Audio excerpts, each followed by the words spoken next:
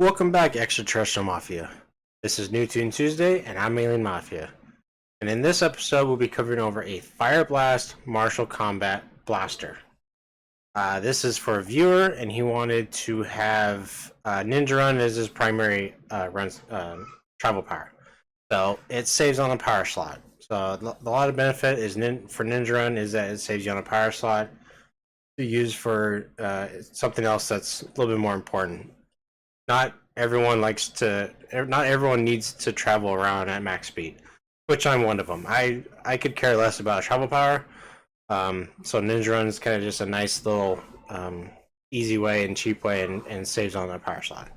And this build was nice and easy because I'm kind of used to building this type of character.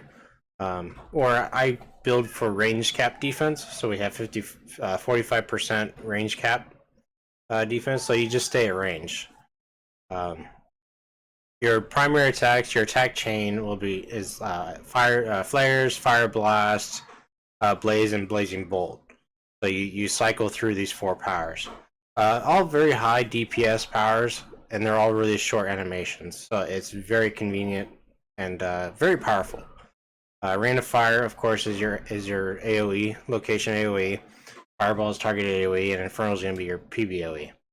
So your major risk is Infernal, because you're going into the center of the mob or right next to the mob. So this is where you're going to be your most susceptible to damage. Along with that, and burst of speed. So you burst of speed in, and then you nuke them, and then you could burst of speed out. So you have got a lot of leeway, a lot of choices, a lot of maneuverability. But it's super handy. We went the 6 slots of the tactics with Kismet, and if you plus 5 these, this will give you enough to hit to where Blazing Bolt is a instant snipe.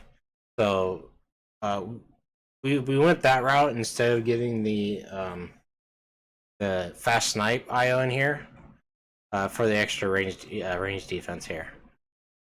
Because we have the extra power slots and the extra slots to run it in. Burst of speed, 3 slots of eradication for the range defense. Again, plus 5 boosts these. Key punch just has a chance for plus recharge in here. So if you use it, you have that extra chance of extra recharge.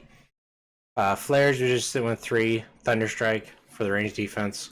So we stuck in a chance for negative and a chance for build up in the power, because this is going to be the power they've been using the most. Now these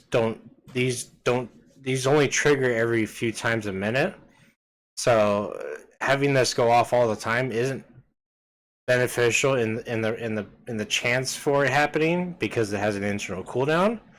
But this will trigger immediately after that internal cooldown is done. So having this trigger at ASAP once that internal cooldown is done is very good. As for knockback, knockback protection here, you also have your knockback protection and fire shield. Bonfire is an amazing power. I love it. I grab it whenever I can. Fire blast. The thing about my builds when I do them in mids is don't follow them directly as far as your power slots go. If you want fire blast earlier, take it earlier. When I do the builds, I just put the slots where I can make it in mids versus in game. If you do a respec, you could put slots anywhere. Don't worry too much about where the slots are in the build. Just choose the powers as you level up as far as what you want when you exemplar down to a lower level.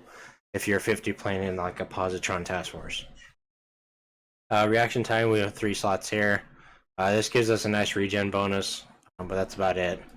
Recovery is already good enough to where we can save on not using Miracle in here, which we have regenerative tissue for extra regen. Why not? Because we don't need Miracle.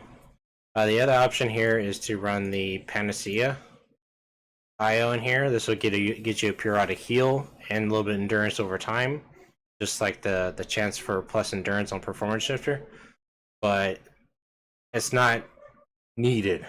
Regenerative tissue is not needed, but having one or the other is awesome. 3 slots here for range defense. There's not really any other good sets in here. This is level 40 for some reason. I'm going to change that. So there, now it's 40. Melt armor, chance for resistance debuff, along with some accuracy and recharge for the power itself. It's not permanent, but it's good enough. Inferno, we Frankenslotted it, so 3 here for range defense, and 3 here for smashing lethal resistance and damage buff.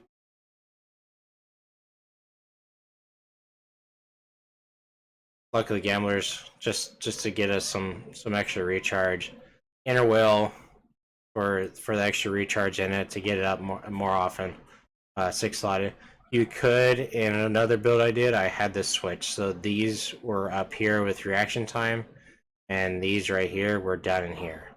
So it's flip-floppable. It's entirely up to you. In this case, I did it this way instead of the other way around. I've now switched them within a couple weeks of building these. And then Agility Core. Agility Core is a catch-all incarnate alpha slot.